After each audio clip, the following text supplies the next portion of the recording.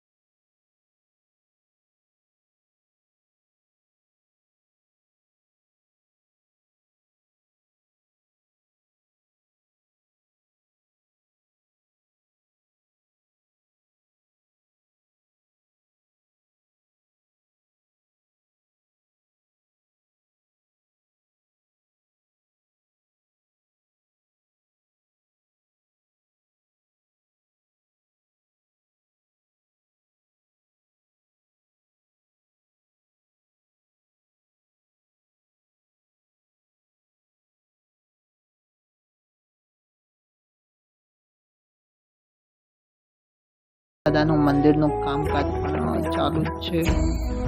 દર્શન કરવા આવતા લોકો માટે જમણવાર રાખવામાં આવે છે. પ્રસાદી રૂપે બટેકાનું શાક, પૂરી, મોહનથાળ અને દાળ ભાત પણ હોય છે.